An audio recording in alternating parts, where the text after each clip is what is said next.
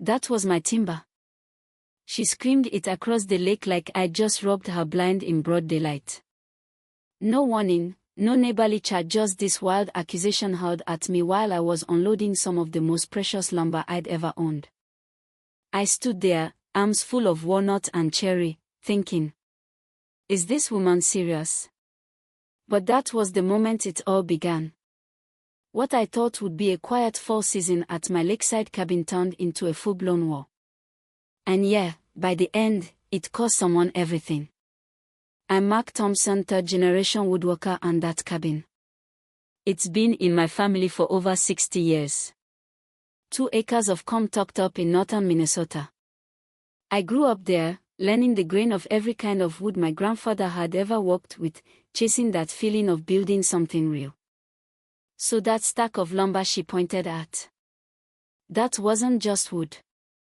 That was a 7-year collection of hand-picked timber, walnut from Oregon, maple bark I nearly lost a finger bidding on, a 200-year-old chestnut beam I'd spent half a year tracking down.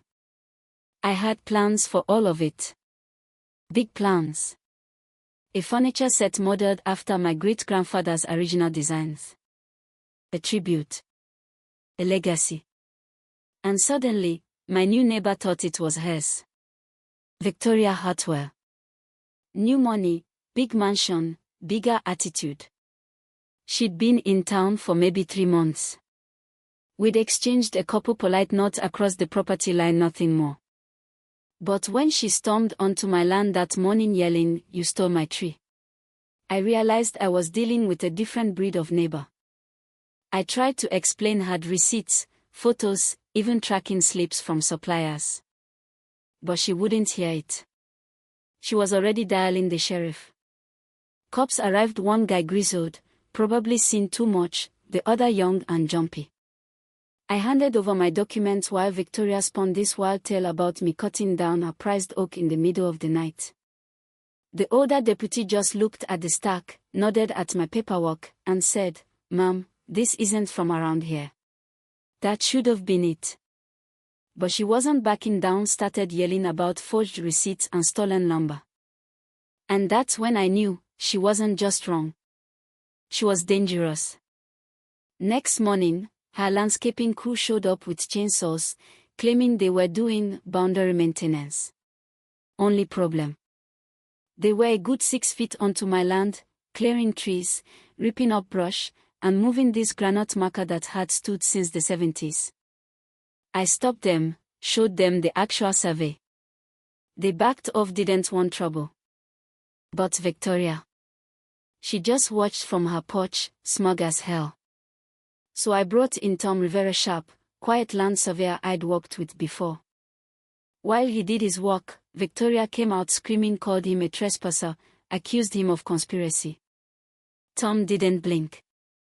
3 hours later, he confirmed she'd moved not just the granite, but also 2 other long-standing markers, including a maple that had sat right on the line for over 4 decades.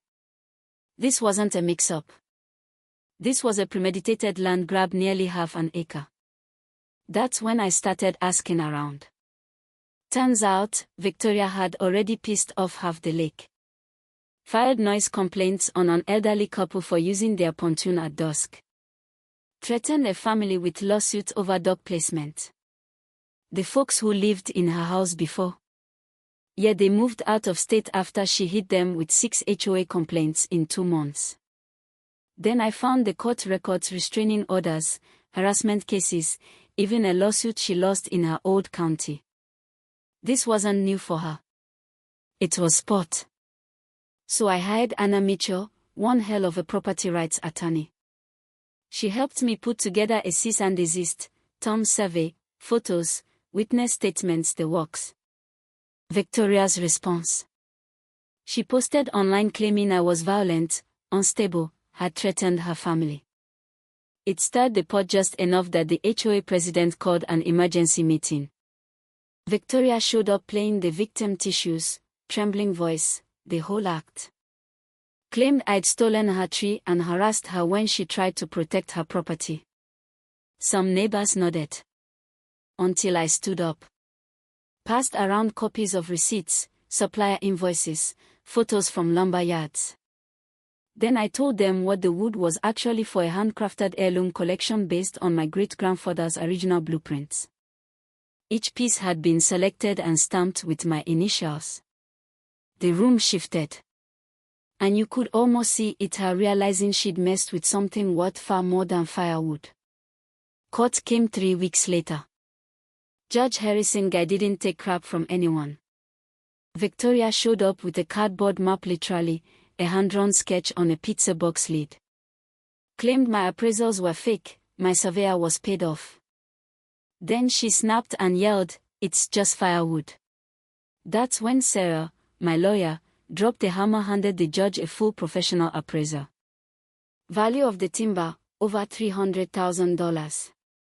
But the real gut punch. She had a second appraiser factoring in the historical value of the furniture project, total, $2.3 million. Victoria fainted. No joke, collapsed right there. You'd think that was the end. But no. The real hell came the following Thursday, 2:17 a.m. Motion sensor goes off. My cameras catch Victoria creeping across my yard with an axe. She took it to the wood pile, first split the walnut, shattered the chestnut. Then she broke into the cabin, smashed my great-grandfather's clock to bits. I came out in a rage. Could have done something stupid. Would've. But Anna showed up just in time, talked me down. If you hit her, she wins, she said. And yes, she was right. Police came fast. Arrested Victoria on felony vandalism, trespassing, destruction of property. With the video, the appraisals, the blood she left on the axe, it was an open and shut case. She got 18 months in prison and was ordered to pay back the full value, $2.3 million. Her insurance wouldn't cover it. She lost the mansion. Her husband filed for divorce. Last I heard, she's working nights at a gas station in Nevada. As for me, the lumber's gone, but the legacy lives on. The community rallied, helped fund a memorial bench I built using the salvageable pieces. It sits outside the HOA building now. Carved into the side are 3 simple words: know your boundaries. But you tell me, was that justice? Or did she get off easy? What would you have done? Drop a comment below, because I'm telling you, these neighborhood wars, they're never just about trees. That was my timber. She screamed it across the lake like I'd just robbed her blind in broad daylight. No warning, no neighborly chat, just this wild accusation hurled at me while I was unloading some of the most precious lumber I'd ever owned.